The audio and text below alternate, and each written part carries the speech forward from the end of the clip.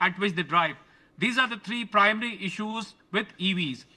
And what I fail to understand is, why can't government spend? You know, we're talking of Viksit Bharat 2047. We may not even live till then. Well, not because we are old enough, but we may not live because of the dirty air that we are inhaling every day. So what will we do with Viksit Bharat? It is for the next generation. But the next generation itself, the young children, they are also breathing this dirty air. And you knock off 7 to 10 years from their lives, and I think that is when the importance of EV is felt. We are trying to restrict BS3, BS4. What rubbish is that, Vineet? I'm telling you, because it has made no difference on Delhi's air. You are trying to stop the vehicles, you are trying to find the vehicles. Some people are busy making money on the road. I'm sorry to say this, in the garb of pollution. But has it made any difference? The answer is no. If pollution has come down over the last 2 days, it is because there was a wind flowing in the direction which took away some of the PM 2.5, not because BS3 or BS4 or whatever vehicles were off the road. I think somebody has to understand that GRAP 3, this GRAP is a nonsense if you ask me. I'm sorry to say that, because it is not helping the cause. The problem has to be hit at the root. And imagine a situation, Vineet, where all the vehicles in Delhi, all of vehicles in Delhi are electric. Don't you think this will make a difference? It will make a difference. But what you need is, you need a charging infrastructure every couple of kilometers. Any colony which has more than 10 EVs, go and do a complementary installation of charging infrastructure. Go to people's house. Right now, EV is your second car. I think I would consider EV as a success when EV becomes your first and only car. Go and ask the people, they will tell you, we cannot solely survive on EV because we run out of charging. We don't know where to charge. We can't make long distance travel. The cost of EV, any standard SUV of EV is 25 lakhs plus. Why can't you bring down the cost? Why can't you have battery infrastructure? I feel there is a lack of political will, because you are addressing the problem. What you are trying to do is, you are looking at your face in the mirror, which is loaded with dust. What you are doing is, you are trying to wipe off your face, go and wash your face. If you remove the dust out of the mirror, you will be able to see yourself clearly, but you keep going to the wash basin and washing your face. That is the kind of solution which is being offered right now. I'm very sorry to say, all of us, I don't know who all are in Delhi. You and me are in Delhi, I know that. If I was to live for 70 years, Vineet, I'm only going to live for 60 years, because this dirty air for me and you is going to kill us eventually, because we are smoking unknowingly. And I'm very, very sorry to say what I said, Vineet.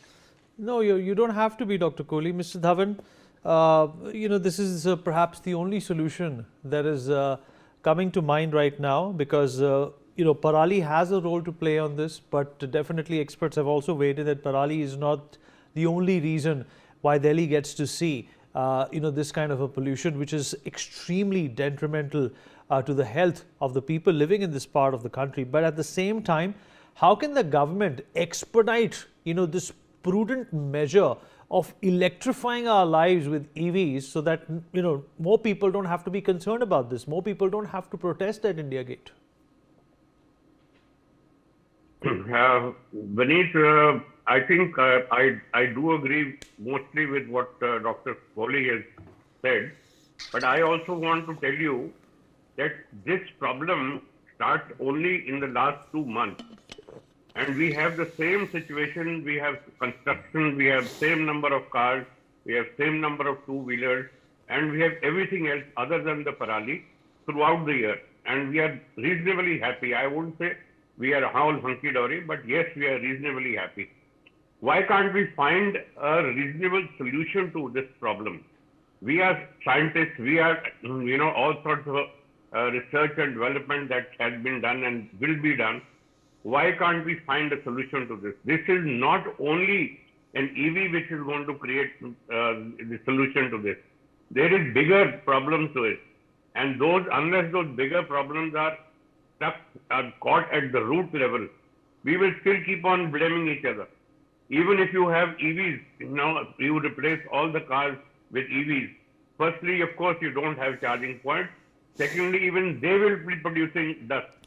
They will also kick up the same amount of dust that other vehicles kick up, and the construction activities and so on. So But unless we have a scientific approach to find the problem from the root, we will keep on doing this blame game, which has been happening now for the last 10, 15 years.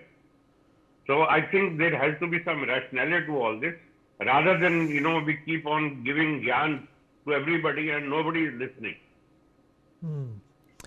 All right, Kunal Gupta, what are your thoughts on the prevailing circumstances, both from a policy point of view and from the on-ground reality point of view?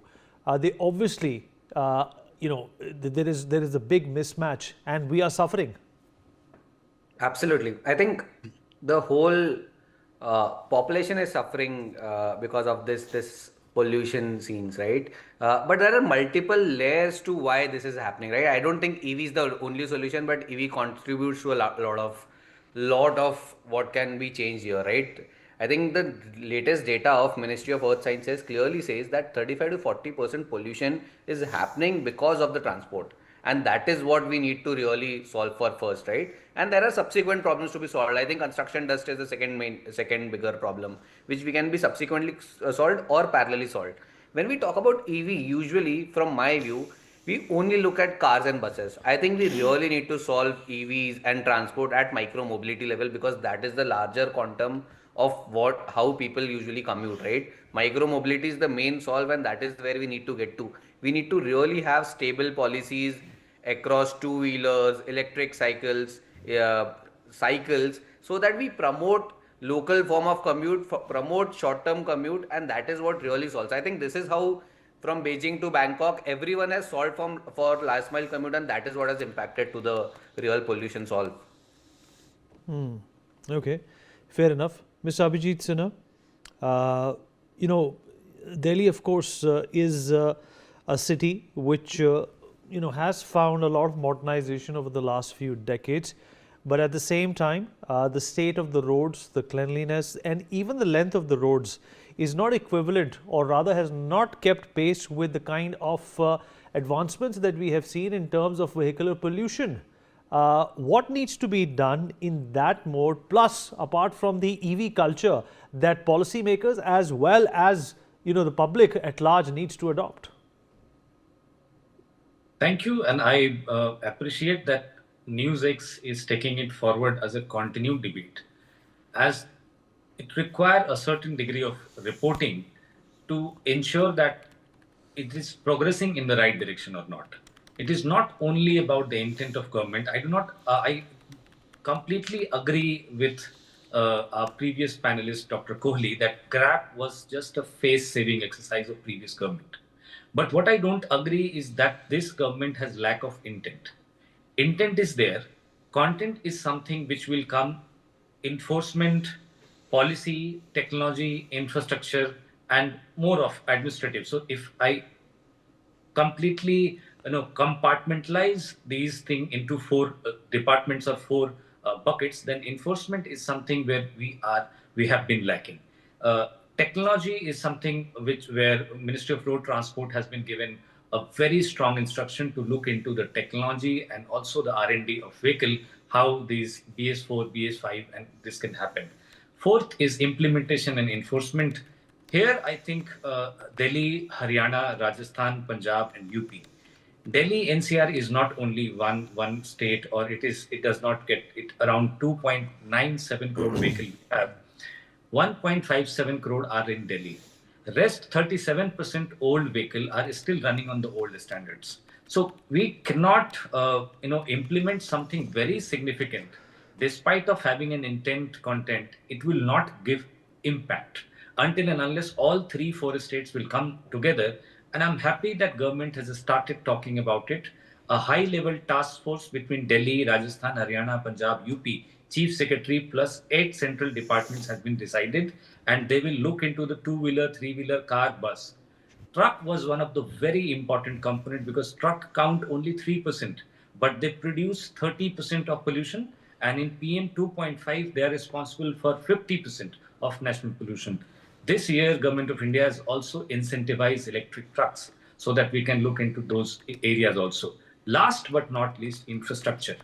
As we move forward, we need to change the mindset that every person may be able to buy an electric vehicle, maybe not be able to buy an electric vehicle, but every person can use an electric vehicle, and it will only be possible when we will have sufficient infrastructure to give a confidence to fleet operator to introduce huge amount of fleet to counter diesel and petrol vehicle. Every bus, every person can use them, and that is going to bring impact. In all sequences, I look at it at this, that previous government was not so cordial with corresponding states, which is now a good sign.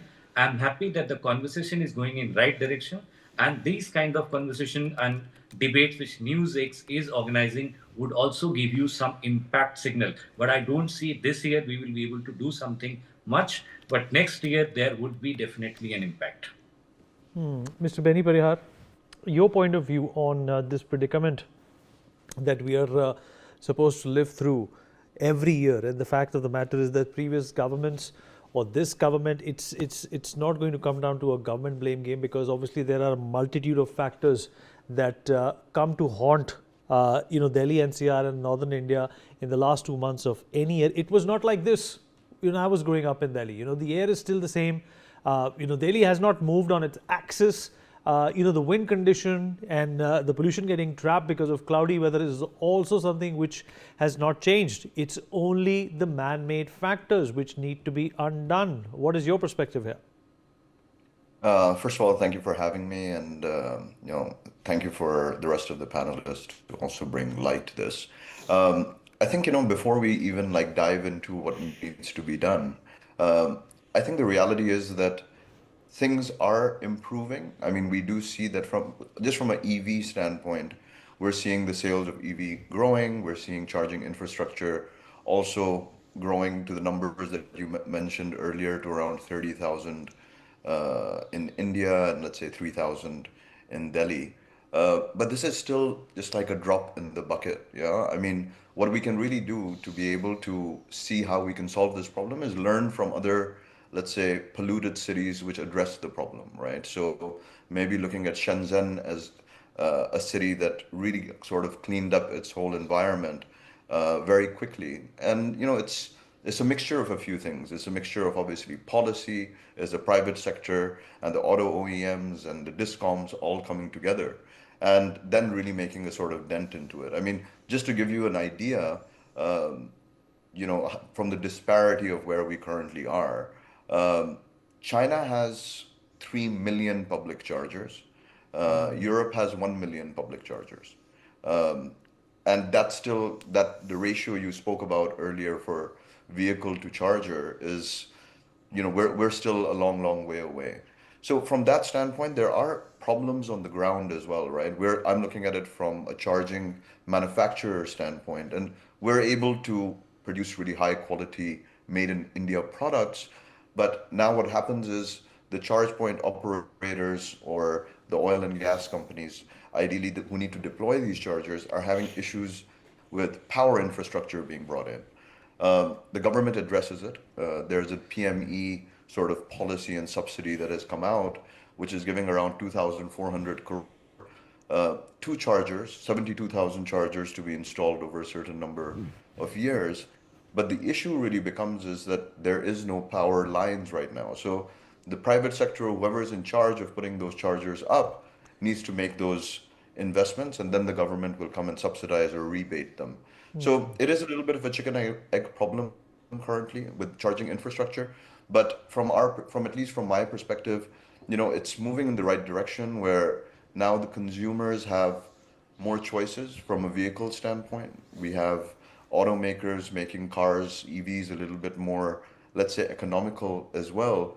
And slowly but surely, we are going to be able to have more, let's say, less range anxiety coming in from that standpoint.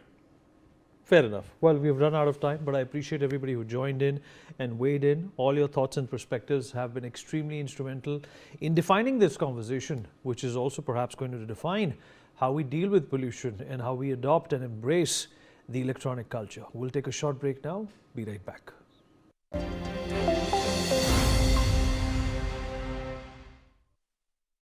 अब झारखंड के युवाओं को मिलेगा अपने सपनों को आसमान से आगे ले जाने का मौका।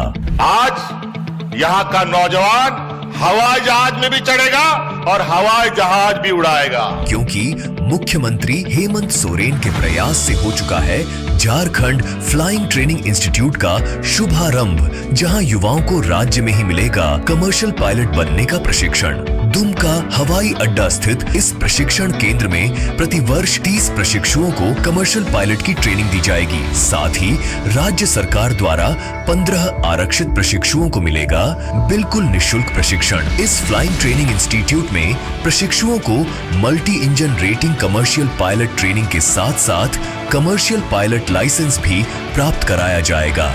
करने अपनी मुट्ठी में सारा आसमान, अब झारखंड के युवा भी भरेंगे ऊंची उड़ान।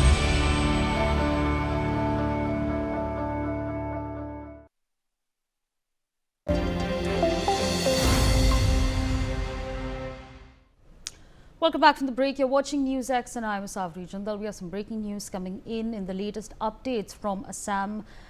In fact, the Assam Assembly, where Chief Minister Himanta Biswa Sarma has spoken. In his speech, Sarma stated, and I quote, if I am voted to power in Assam again, then in the first session, we will bring the Uniform Civil Code in Assam. He further added, and I quote, Anti-Polygamy Act is the first step towards UCC in Assam. My colleague Nibir Deka is with us on the broadcast to give us more on this. Nibir, if you could take our viewers through the details that we're tracking as far as this statement by Himanta Biswa Sarma is concerned. Well, absolutely. There was a discussion regarding the polygamy bill and the anti-polygamy bill which has been tabled in Assam Assembly, and the Assam CM has stated that if he is voted to power in Assam again, in the first session itself, he will bring about a UCC in Assam, and also he has clearly stated that the Anti-Polygamy Act, which has been tabled in Assam Assembly, is the first step towards UCC in Assam. So these are big developments because the nationwide UCC demand has always been there, especially among the Bharatiya Janata Party people. And today, the Anti-Polygamy Act has been seen as the first step towards achieving UCC. That is what the Assam Chief Minister Himanta Biswa Sarma clearly stated on the floor of the ongoing Assembly session. Right, absolutely. Nibir, also give us an understanding on the developments that have been taking place on the ground as far as, of course, the anti-polygamy bill that Himanta Biswa Sarma has stated. What more can you tell us on that front? Well, the main important thing here is the anti-polygamy bill, which has been tabled in the Assembly. If you go through the bill, there has been a lot of provisions being made to punish people indulging in polygamy, in the sense that 7 years of imprisonment, and also for those people who help in solemnizing these kind of marriages. So the Assam government had earlier itself made a stand on polygamy, and a bill has been tabled, but this bill should not be seen in isolation. It is a bill which is the first step towards bringing UCC and fulfilling the demand for UCC in the state. And today the Assam Assembly has passed the polygamy bill, which was done after an intense debate over its social, religious and practical implications. And Assam has a sizable tribal population, and as a result of that, certain Schedule 6 areas where tribal population is dominated, they have been exempted from the bill. But majorly at large, the entire state will cover the anti-polygamy bill, where certain provisions have been laid out to punish those people involved in any sort of marriages solemnizing illegally after being married legally for one marriage. All right. Nibir, thank you for sharing all those details. Moving on to some more breaking news coming in the latest updates from Pakistan. Khyber Pakhtunkhwa Chief Minister Sohail Afridi has visited Rawalpindi's Adiala jail, where PTI founder and former Pakistan Prime Minister Imran Khan is imprisoned. Afridi also reiterated that PTI lawmakers from both houses of parliament and the Provincial Assembly will hold peaceful protests outside the Islamabad High Court every Tuesday over delays in the cases against Imran Khan and his wife. My colleague Aditya Wadhwan joins us to give us the latest as far as this case goes. Aditya, if you could help us understand what exactly has been stated with regards to, of course, Imran Khan, who's in jail, as well as the protests that are taking place. Well, absolutely, Asabi. If you see, this is a long-drawn case against Imran Khan, former Pakistani Prime Minister Imran Khan. There have been several corruption charges during his tenure, and due to which he was, jailed. And since Pakistan's People Party, led by Shahbaz Sharif, has come to the power, the pending cases against Imran Khan have slowed down, and due to which we have seen in the past as well also that the several supporters of the Pakistan Tehreek-e-Insaf, which is the party of Imran Khan, have been staging protests in various Pakistani cities like Islamabad, Lahore, and Karachi regarding this. However, recently we have seen that how his sisters were also manhandled by the Pakistani police. So indeed, there is a lot of anger and criticism amongst the Imran Khan supporters against the Pakistani political establishment, and even they are questioning the pace as to how the Pakistan Supreme Court is also going functioning as far as the Imran Khan's cases pertaining to Imran Khan are concerned. So indeed, from here on, it needs to be seen, how much more time will it take, to clear Imran Khan from all the charges that have been leveled, and it needs to be seen how things unfold in this scenario going forward. Asawari. Aditya, I also want to understand from you, given the fact that these protests are predominantly taking place because the question that the PTI is currently asking is, where is Imran Khan? Do we have any update on that? Well, absolutely. He's still lodged in the Adiyala jail, as you had mentioned.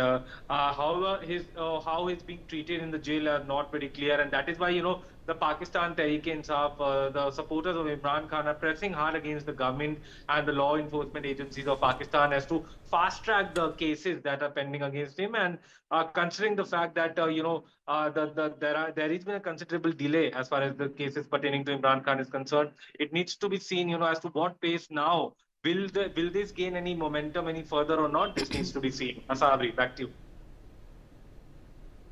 All right, Aditya, thank you for sharing all those details. Well, the moment the final ball rolled across the turf in Colombo on 23rd November 2025, a cheer rose that seemed to shake the stadium. The Indian women's blind cricket team gathered in a tight circle, hands searching for each other, shoulders touching, hearts racing.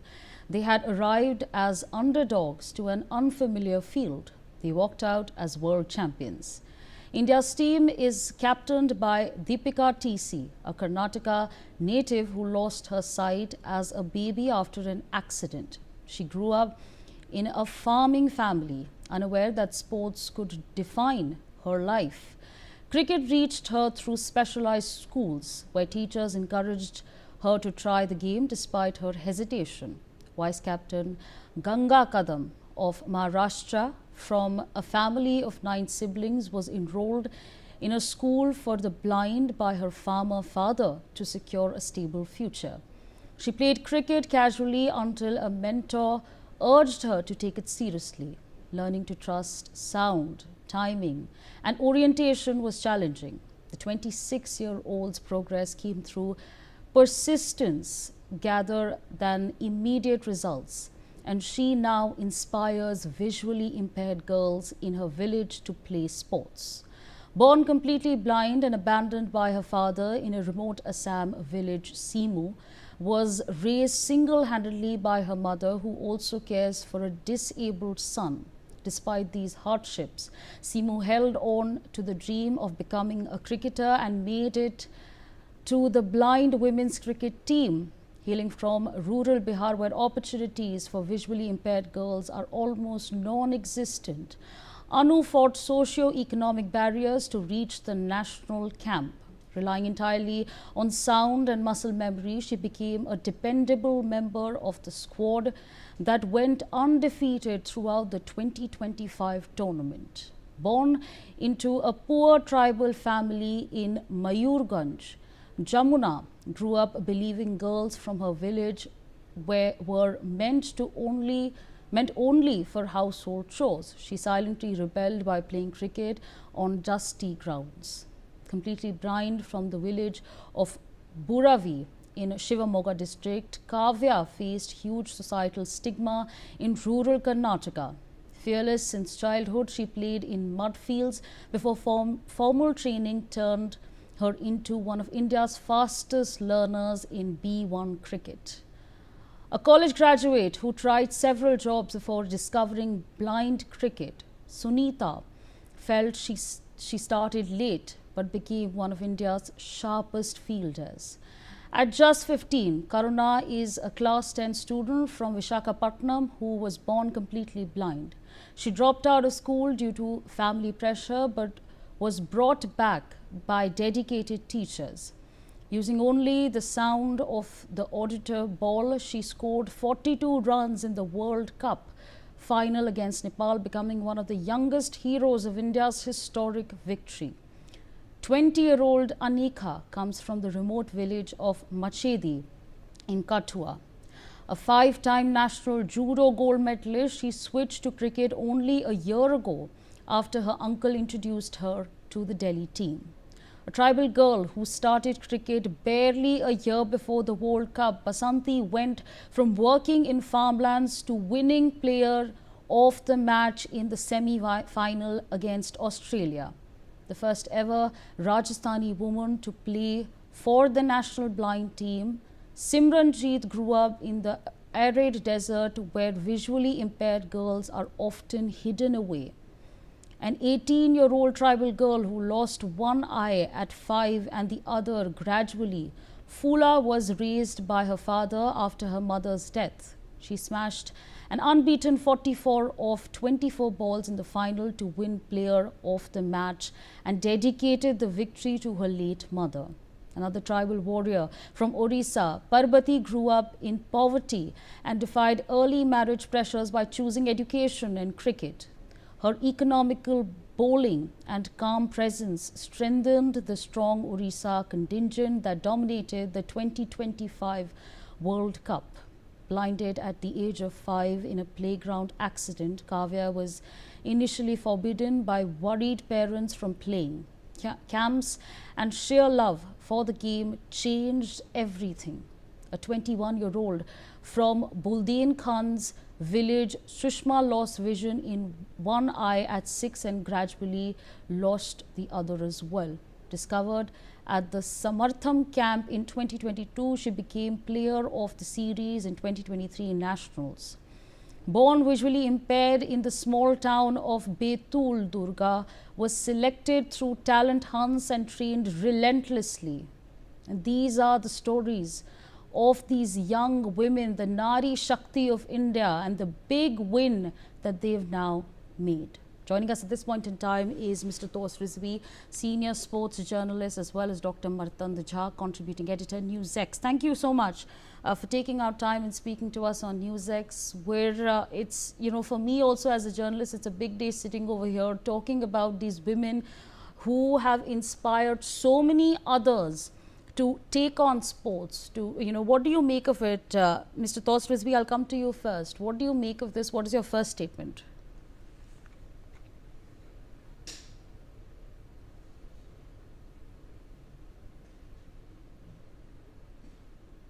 Indian women. You talk about Indian women's cricket team that won in the DY Patil Stadium. Then the Indian Blinds cricket team, they have been an inspiration. You came out with some amazing stories. These girls coming from areas, from difficult circumstances and conquering the world is kind of an inspiration. That's huge inspiration. Then followed by World Kabaddi World Cup, Indian women winning Kabaddi World Cup. I mean, this is the month of women, the way the Indian women have dominated, especially these, the blind women cricket team, the way it was the first tournament. I mean, what to say, the way they played their heart out with big, it was a big moment. I mean, these girls, not many of them would have expected that they would have gone on to play international cricket. But then on their first, mind you, this is the inaugural World Cup, and in their inaugural World Cup, the way they played, as if they have been playing for such a long time. They have massive experience. But then this is not just about experience. This is pure passion and love for the game, and of course, breaking those barriers that we have been seeing in the recent past. That Indian women especially, they have been breaking barriers, conquering the world with their special display, with their special talents, and this is what the blind women team cricket did recently. Right, absolutely. Dr. Jha, I'd like to come to you and also talk about, we've spoken about the players, their stories, And in many of the cases, as far as these players go, many of the times there are people, their loved ones, their teachers, their mentors who've pushed them to play the sport, to, you know, of course, and pushing somebody and giving them the confidence that they can do something and be big. That's also a major step. What do you make of it? See, first of all, a lot of congratulations to the Indian women's blind cricket team for winning the World Cup. But I don't think this is a sports story. It's a story for person with disabilities. I've been writing on disability rights since last decade. My complaint towards the Indian media and the Indian population, Indian society in general, that they make this, you know, emotional goody-goody story when something like this happens. I myself wrote a piece for the Hindu, I think 10 years, 11 years back, when the Indian men's blind cricket team won a World Cup. My take is, when, you know, the able-bodied people, the men's cricket team win a World Cup, there's a lot of hoopla, you know, people come out on the street, they celebrate, they fire crackers. How many of those things have you seen this time? None. Zero. Why? Because in Indian societies, it is sad to say, but I'm going to say this, that persons with disabilities are treated like dirt, right? They are not given the due reservations in their jobs. They are not given due selections in the admission processes. They are made to, you know, run from pillar to post. And here we are, when they win, then the media celebrates. It's like, if they win, then we'll cover you. If not, you are invisible. This is a very sorry state of affairs.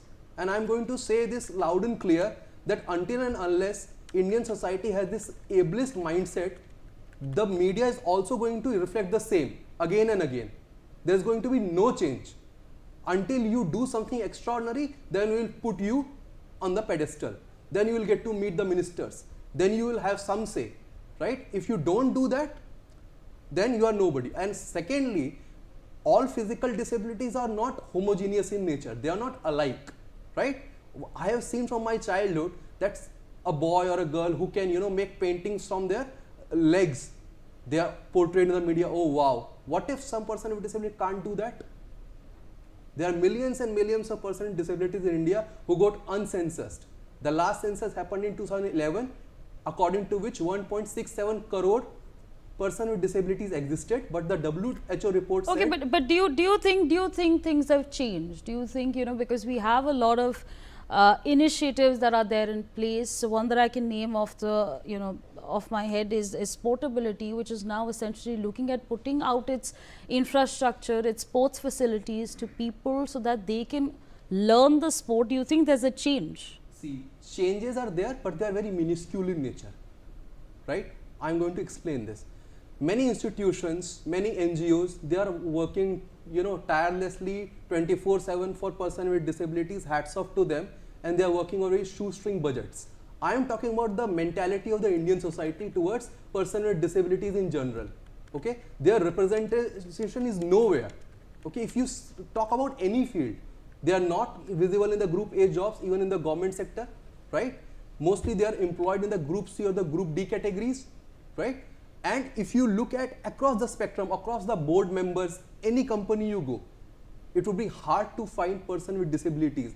Even, you know, in TV journalism, print journalism, how many, you know, person with disabilities are journalists? How many of them are hired? Because their disability is seen as their inability until and unless they achieve something extraordinary. These conversations, sir, are important because the media too plays a role in putting that change forward to make this, and of course today we are here to talk about this team that has done us well, the maiden women's T20 World Cup for the blind, and we won it amongst 6 other in 6 contenders. Mr. Rizvi, I'd like to come to you and understand from you what exactly has changed in the past decade, where we're looking at these matches and we're also looking at an approach.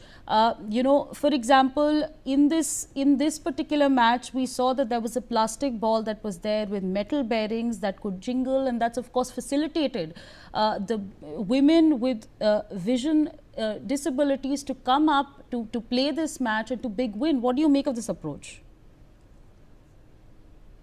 Yeah, of course. See, again, I would go back to the Dr. Shah. One thing is that media, even if you saw the 83 World Cup, how much that 83 World Cup was covered, it was the results that mattered at the end of the day. I mean, slowly, gradually, yeah, you need to be seen, you need to be heard. I mean, you need to deliver to be heard.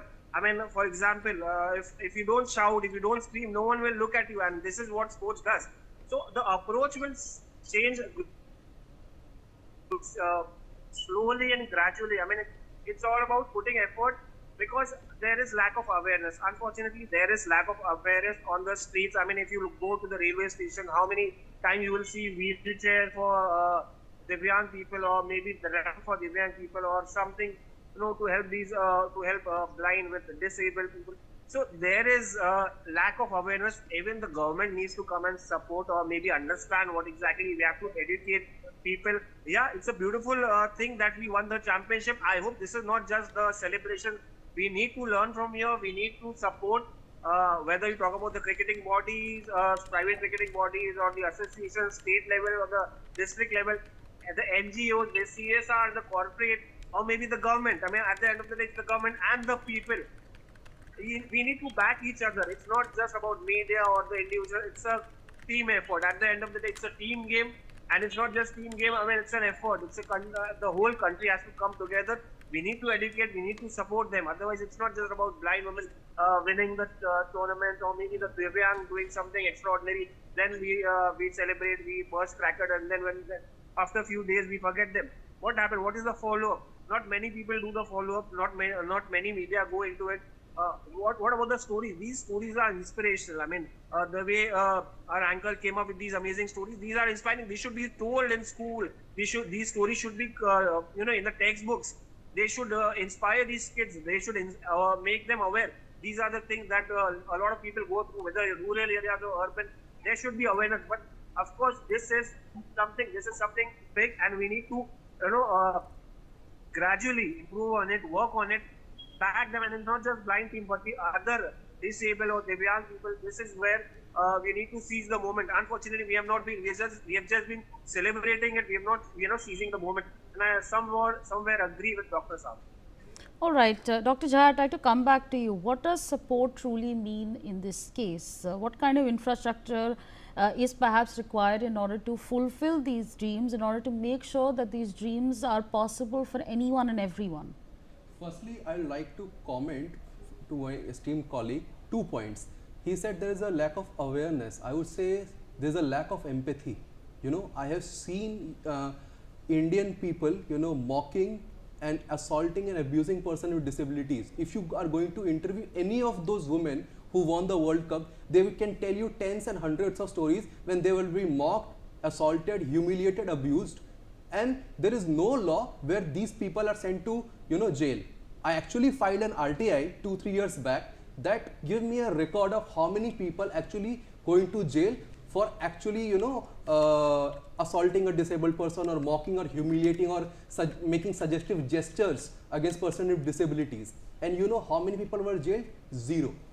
Exactly 0. National Crimes Record Bureau, Ministry of Home Affairs have no record, because these crimes go unpunished every day. On a everyday basis, I have done countless stories on disability rights. That's why I'm saying this is not a sports story, ma'am. This is a disability rights story. Second point was, sir was saying in 1983 how many media houses covered that. A lot of media houses did cover that, but I'm going to say from 1983 to 1993, the landscape of cricket changed completely in India, right? It came on the cable television. The commentators, the cricketers started getting very good perks. But if you compare the same 10-year gap from 2014 till now, because in 2014 also the Indian men's blind cricket team won the World Cup.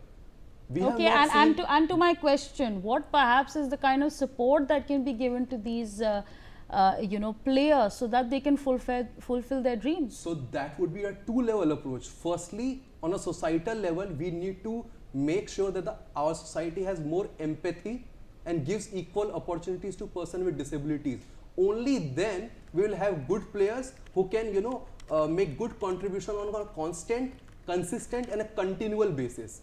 Because until that happens, this would be, as I mentioned earlier, it was just a goody story which media does once in a while, when they prove themselves, when they win something.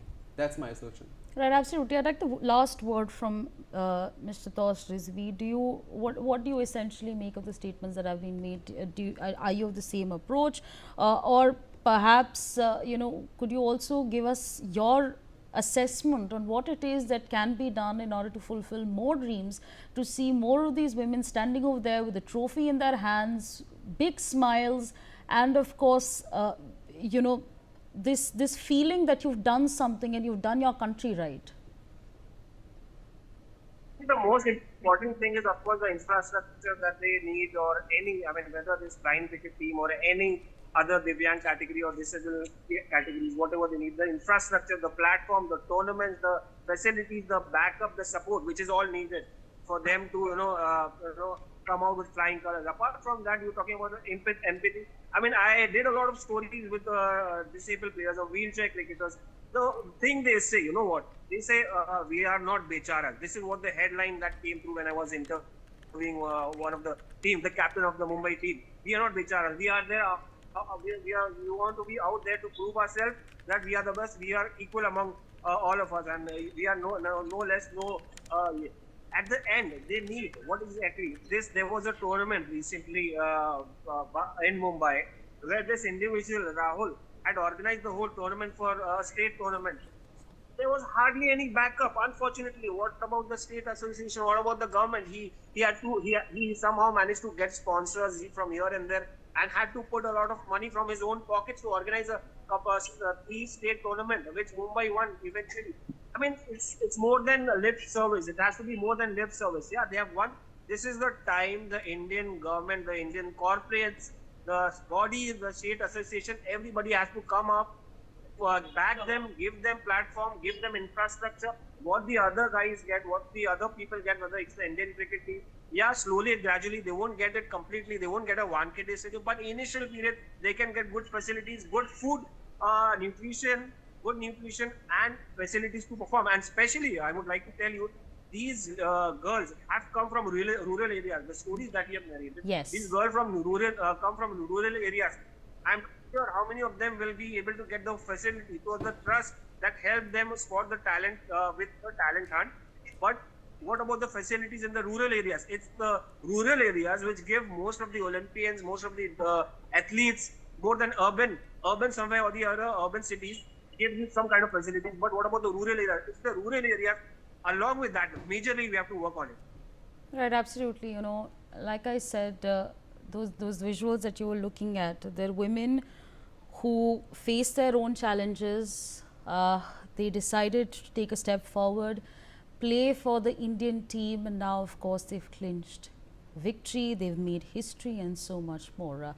With that, I'd like to thank both our guests for joining us in the broadcast, sharing their perspectives with us on NewsX. Meanwhile, we have some breaking news coming in. The Assam Assembly today has passed the Assam Prohibition of Polygamy Bill 2025. The Assam Prohibition of Polygamy Bill is aimed at prohibiting and eliminating practices of polygamy and polygamous marriage in the state of Assam, and matters connected there with incidental is the information that we're tracking at this point in time. My colleague Nibir Deka with us on the broadcast to give us more of this. Nibir, give us an understanding on the details that we're tracking right now with regards to the Assam Assembly now passing the bill. Well, absolutely. Today is a historic day as far as Assam is concerned, because the anti-polygamy bill has been passed in the Assam Legislative Assembly. And what is important here is not just the bill itself, but also the ramifications of the bill. Firstly, criminalization of polygamy has been done, 7 years of imprisonment, and also imprisonment for those who solemnize these marriages illegally. Secondly, what it also does is that anyone who with a government job will have the risk of losing his or her job, if one is indulging in polygamy. And lastly, the most important aspect of the bill is that the Assam Chief Minister has clearly stated that this is the first step towards UCC. Now, we know that UCC is a demand which is still irrelevant in the country, with BJP highlighting it in time and again. And the Assam Chief Minister is of the view that the anti-polygamy bill is the first step towards achieving UCC in the state. One reservation that was there was the tribal population, and as such, the tribal population residing in the Schedule 6 areas, they have been exempted. But apart from that, this bill is going to be very important and powerful as far as the state is concerned. All right, Nibir, thank you for sharing all those details. Moving on to some more breaking news coming in. The Supreme Court has directed comedian and YouTuber Samir Raina and 3 other comedians to invite specially abled persons with success stories to show in fact a platform on their do a show on their platform to generate and raise funds for the timely and effective. लाल रंग इसका अपार, तीखा कम है फिर भी स्वाद, बेमिसाल बेमिसाल MDH Kashmiri, MDH Kashmiri. MDH। मेहनत और समर्पण के प्रतीक अन्नदाताओं को डबल इंजन सरकार ने दी है नई पहचान। कर्मयोगी सरकार ने किया है वो दमदार काम जो दशकों तक था सिर्फ सपना। उत्कर्ष के इन 8 वर्षों में गन्ना किसानों को किया गया है रिकॉर्ड 2,90,000 करोड़ रुपए से अधिक गन्ना मूल्य का भुगतान। वर्ष 2007 से 2017 तक हुए भुगतान से यह 1,48,000 करोड़ रुपए है अधिक। माननीय मुख्यमंत्री योगी आदित्यनाथ के नेतृत्व में पारदर्शिता और तकनीक से जुड़ी नई व्यवस्था ने बदली है गन्ना किसानों की तकदीर। वर्ष 2017 से अब तक 4 बार बढ़ाया गया है गन्ना समर्थन मूल्य। गन्ना पेराई सत्र 2025-26 में गन्ना किसानों को होगा 3,000 करोड़ रुपए से अधिक का अतिरिक्त लाभ। नई चीनी मिलें और बढ़ी क्रशिंग क्षमता ने असल मायनों में गन्ने की फसल को बनाया है ग्रीन गोल्ड। काम दमदार, डबल इंजन सरकार।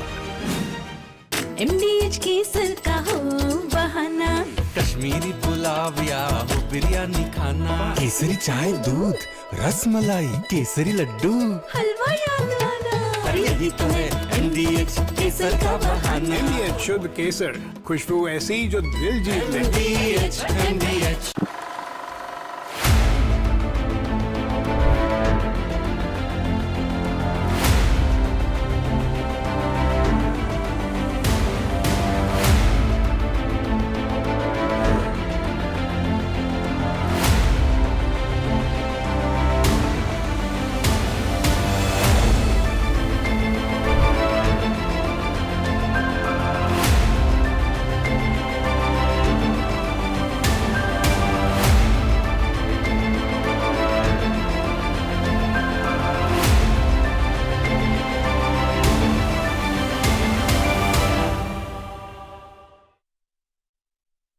अब आया असली स्वाद। अब आया स्वाद। जब स्वाद के पड़े हो लाले तो MDH का चंकी चाट मसाला डालें। MDH का चंकी चाट मसाला।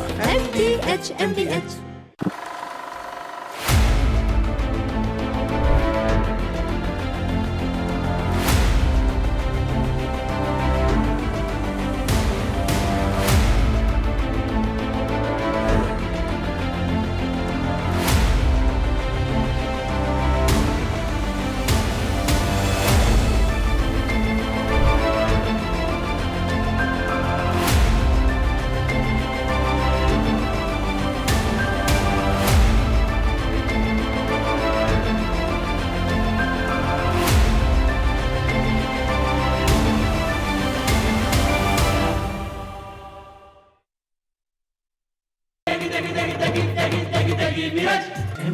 की देगी मिर्च, देगी मिर्च का तड़का, अंग अंग फड़का। MDH की देगी मिर्च।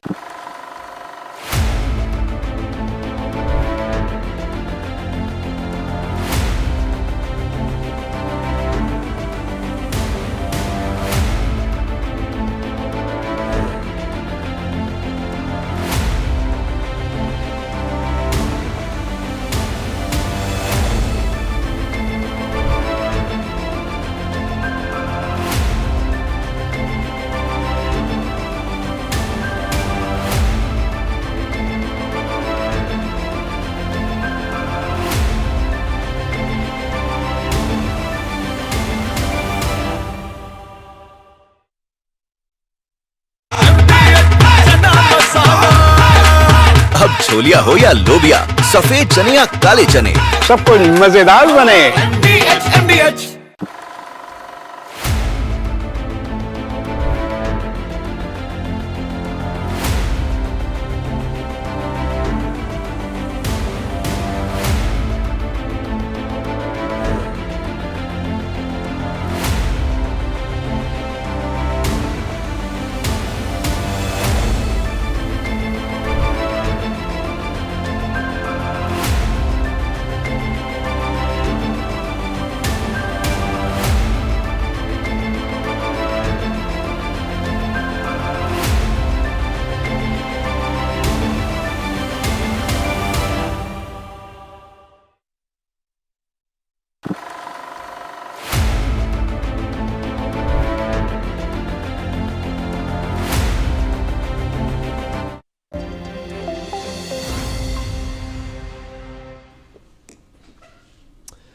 on your screens, you can see the protests happening outside the Adiala jail in Rawalpindi, Pakistan. Well, this is a midnight protest organized by the supporters of former Pakistan Prime Minister Imran Khan. You can also see Imran Khan's sister Alima Khan, who has been leading the protests outside the jail. Imran Khan's party, Pakistan Tehreek-e-Insaf's women wing, also staged a protest outside the Islamabad High Court.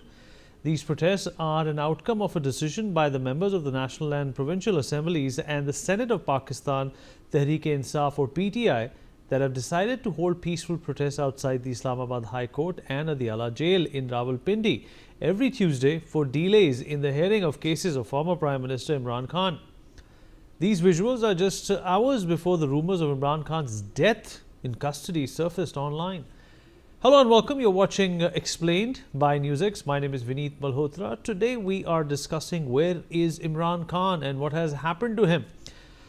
Well, the story of Imran Khan's rise and subsequent fall began much earlier. Although the rumours of his death were dismissed by the Adiala jail, there is no smoke without fire. Well, on 19th of November 2025, PTI alleged that Imran Khan's three sisters, Alima Khan, Noreen Niazi and Dr. Uzma Khan were manhandled and violently detained by the police when they were just sitting peacefully outside the Adiala jail. PTI also released a video just after this incident took place. Listen to it.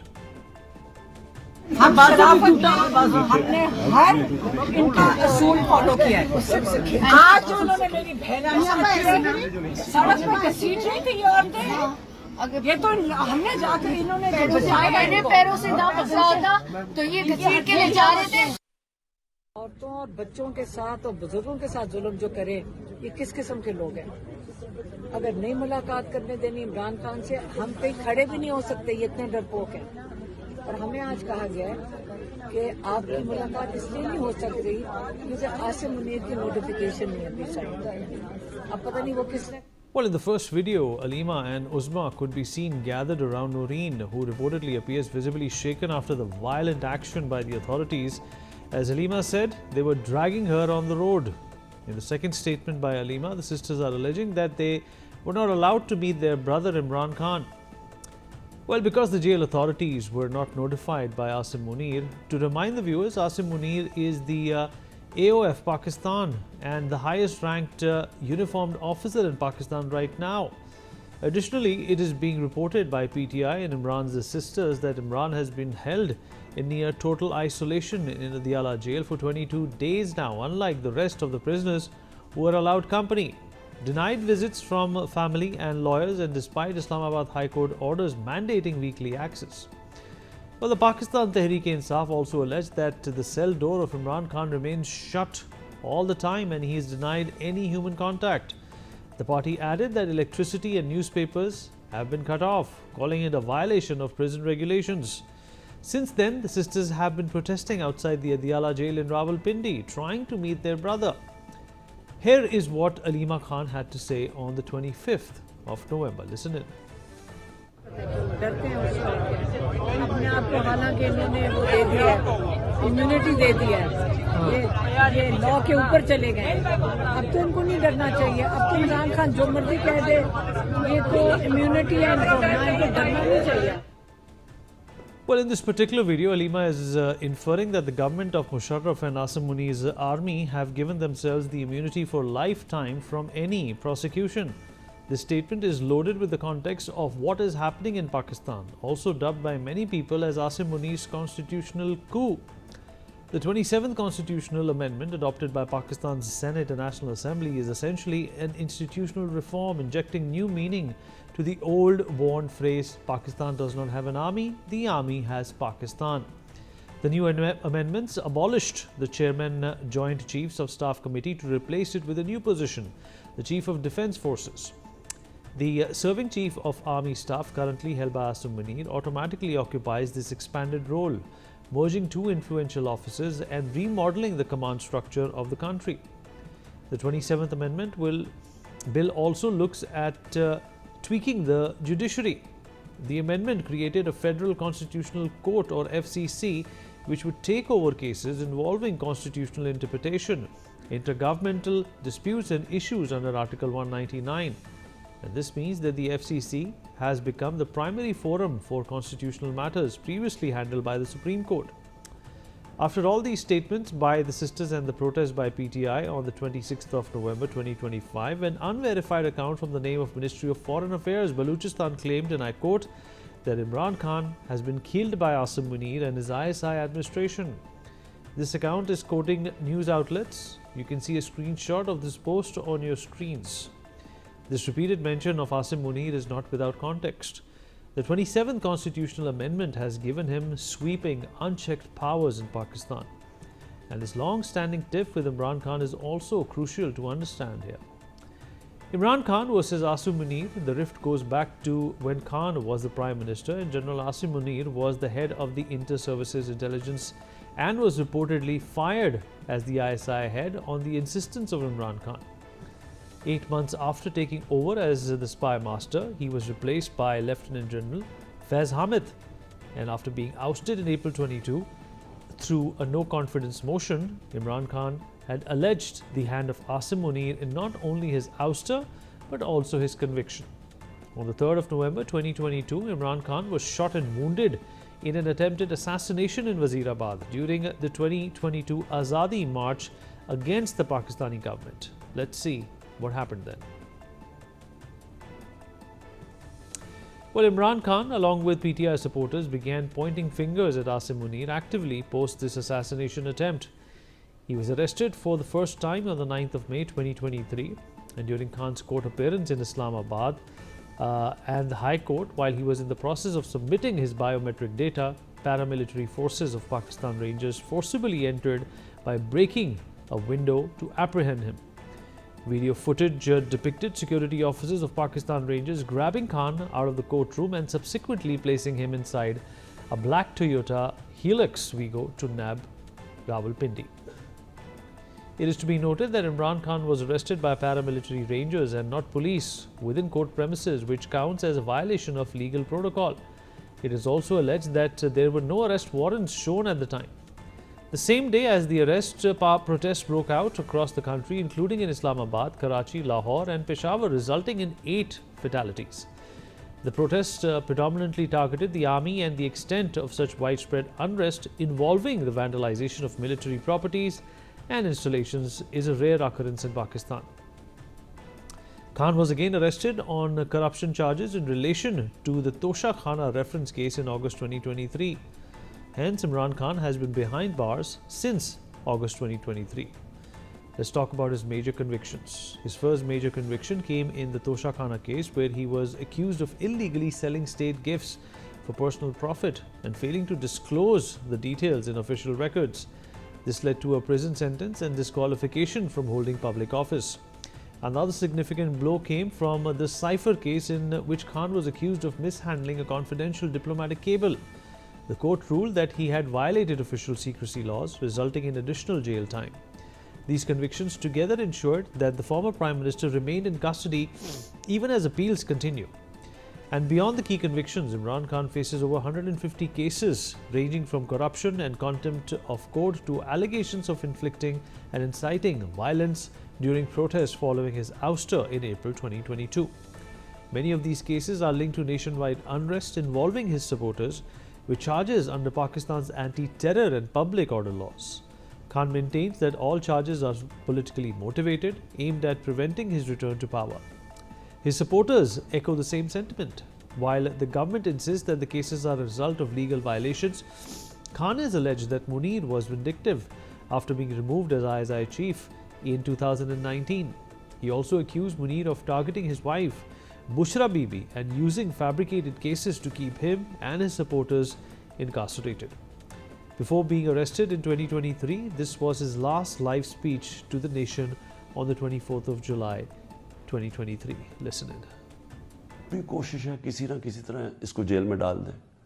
मैं खड़ा हूँ, jail के लिए भी तैयार हूँ, लेकिन कौम को मैं ये बता दूँ कि मैं इंशाअल्लाह हर केस का साबित करूंगा इसी मुल्क में बैठ के कि हर केस इन्होंने जाली बनाया है, बोगस बनाया है, और हर केस जब अदालत में जाएगा, जब सुना जाएगा, कोई जज भी सजा नहीं दे सकता पूरा केस सुन के, क्योंकि ये सारे जाली केसेस हैं और इसका मकसद इस मुल्क में इंसाफ नहीं लाना, इस मुल्क में इंसाफ की कब्र खोदनी है, ताकि किसी तरह जंगल का कानून जो ताकतवर है वो किसी तरह इस मुल्क की जमहूरियत भी ख़त्म कर दे, वो ताकतवर इस मुल्क की आवाम की आवाज़ ख़त्म कर दे, वो इस मुल्क की सबसे बड़ी पार्टी को किसी तरह ख़त्म कर दे, और किसी ना किसी तरह ये चोरों का टोला जो 30 साल से मुल्क को लूट रहा है, किसी ना किसी तरह इसको फिर ऊपर बैठा दे।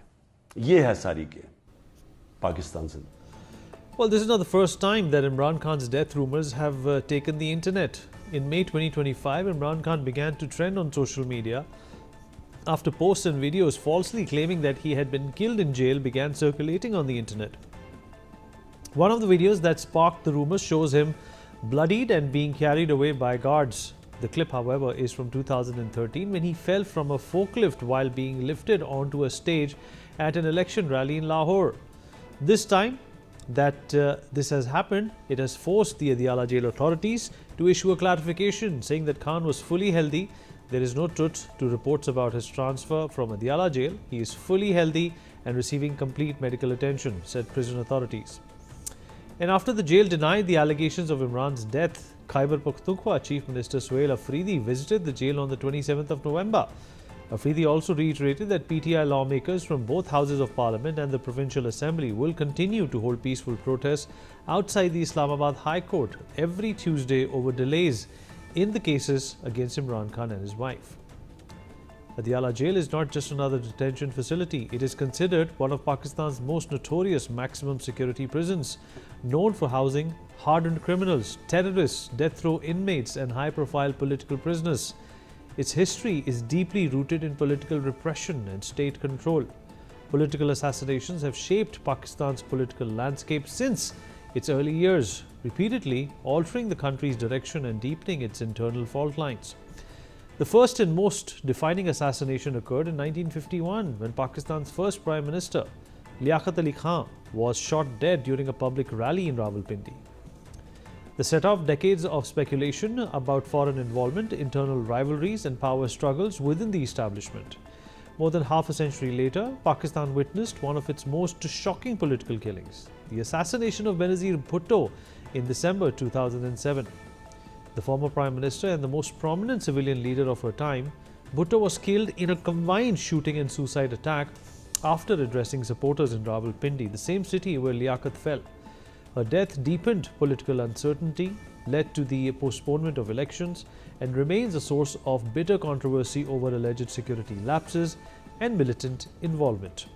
Together, these assassinations illustrate how political leaders in Pakistan have repeatedly become targets of unresolved power struggles, leaving lasting scars on the country's democratic evolution and civic freedoms.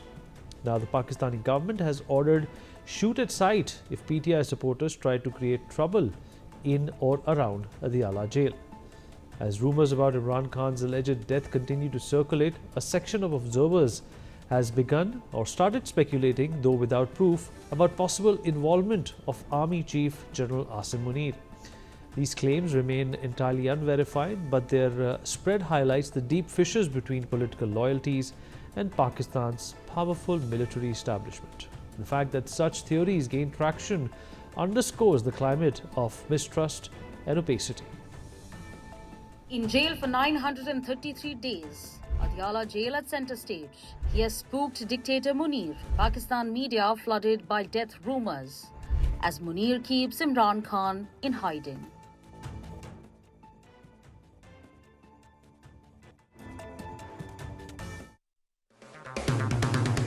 अगर आप बनना चाहते हैं एंकर या फिर आप में है जुनून एक तेज तर्रार न्यूज रिपोर्टर बनने का, तो आप ज्वाइन करें ITV और इंडिया NewsX का media school. ITV next media international school का कोर्स आपको मौका देता है देश के दिग्गज एंकर्स के साथ काम करने का। ITV next media international school में आप बेहद नजदीकी से देख पाएंगे किस तरह से ITV नेटवर्क के दिग्गज पत्रकारों की टीम दिन रात खबरों पर काम करती है।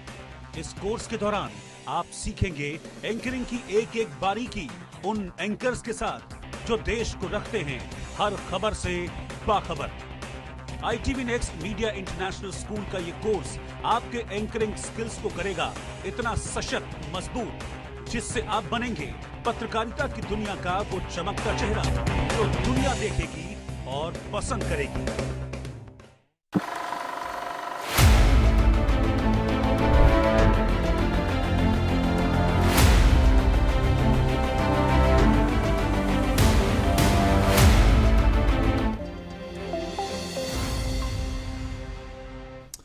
Hello and welcome to another episode of NewsX Explained with me, Vineet Malhotra. Today we look at two reports tabled in the Assam Legislative Assembly on Tuesday and the massive historical weight they carry. The reports, one official and one not, are inquiries into the Nelly massacre, one of the worst instances of mass violence in post-independence India. The issue has picked up steam in the lead-up to the 2026 State Assembly elections in Assam, and so we take you through the lead-up to the tragic Nelly massacre, the widespread violence, the investigations, and the subsequent political scenario pertaining to one of the darkest chapters in Assam's history. On 18th February 1983, Assam saw one of its deadliest single-day episodes of ethnic violence at the peak of the Assam agitation. To understand the devastation of Nelly, one must first understand the larger political crisis brewing at that time. The Assam agitation, of course, of 1979 to 1985. The agitation was a mass movement led by the All Assam Students Union and other groups, also known as the Assam Movement or the Anti-Foreigners Agitation, demanded that the Government of India detect, disenfranchise and deport illegal aliens. The movement defined a 6-year period of sustained civil disobedience campaigns, political instability and widespread ethnic violence, ending with the Assam Accord of 1985. The widespread movement demanded the identification and deportation of people that they said had migrated illegally from Bangladesh. It was known since 1963 that foreign nationals had been added to the electoral rolls. So when draft enrollments in Mangaldoi showed a high number of non-citizens in 1979, the ASU decided to campaign for thoroughly revised electoral rolls in the entire state of Assam by boycotting the 1980 Lok Sabha elections. With the agitation seeking to stop voting by people it considered as foreigners, the 1983 State Assembly elections too turned out to be deeply contested and widely opposed by agitators who argued that elections should not be held until the voter lists were cleansed. Political mobilization, rumors about kidnapping and crimes, land disputes, and an atmosphere of escalating ethnic tensions created a volatile mix. The central government attempted to placate the Assamese by agreeing to proscribe any migrants who entered the state after March 1971 from voting and proceeded with the elections. The Assamese demanding an earlier cut-off date were hostile to the government's decision, as were the Lalung tribals who resented the proliferation of Bengali immigrants into their land. Conversely, the Bengali communities as well as the Plains Tribal Council of Assam, an organization composed exclusively of Boro tribals opposed to Assamese hegemony, also supported the elections.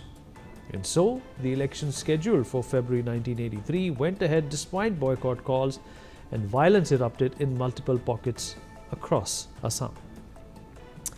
Well, in such a backdrop, long simmering tensions between Tiva villagers and Bengali origin Muslim settlers in the Naugaon-Moregaon belt escalated into a sudden and catastrophic outbreak of violence across 14 villages around Nelly.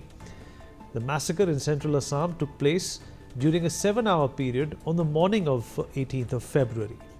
Most of the victims were children, women and the elderly who were unable to flee the violence. The violence started in the village of Borburi with several hundred Tivas targeting Nelly and 14 other Muslim majority villages. And according to accounts, as morning came by, a large mob, mostly from local Tiva or Lalung communities as well as other groups, led the attacks. Houses were set ablaze, people chased and killed, and the violence continued for several hours until security forces arrived. Observers as well as investigators documented mass killings, arson and a breakdown of local policing. The massacre lasted until dusk, with differing reports pegging the death toll at 1,600 and 3,000, even as locals report the number as having been much higher. The massacre ended with the arrival of the CRPF. Many survivors recall that the local police tried convincing the CRPF battalion that there was no violence in the area and that the smoke emitted was due to burning of agricultural waste rather than houses. The survivors also recalled that the local police diverted the battalion to patrol the national highway, suggesting that no road led to the area from where the smoke rose. The battalion eventually located the area when a woman from the village stopped the CRPF trucks and led them to the village. In the wake of the violence, two major inquiries attempted to document what happened and why it happened. The Tiwari Commission, headed by Justice Tribhuvan Prasad Tiwari, a retired Guwahati High Court judge, was appointed by the Assam government under the Commissions of Inquiry Act in July 1983. It was tasked with examining the disturbances, identifying administrative lapses, and recommending preventive measures. Meanwhile, the Mehta Commission, chaired by Justice T.U. Mehta, former Chief Justice of Himachal Pradesh High Court, was formed in 1984 by the Assam Rajyik Freedom Fighters Association. It was a non-official civil society-led judiciary inquiry created in response to widespread dissatisfaction over the government's refusal to release the Tiwari report and the perceived lack of an impartial probe. The Tiwari Commission's report, the official inquiry into the violence, is a closely guarded secret with only 3 copies reportedly being in existence. The 600-page report was submitted to the Assam government in 1984 and the Congress government led by Hiteshwar Saikia, who decided not to make it public, and subsequent governments followed suit. The inquiry reportedly goes into extensive documenting of the pattern of violence. The numbers, the timings, the failure of policing and the sequence of events. The first conclusion of the Tiwari Commission report is that the decision to uphold elections cannot be blamed.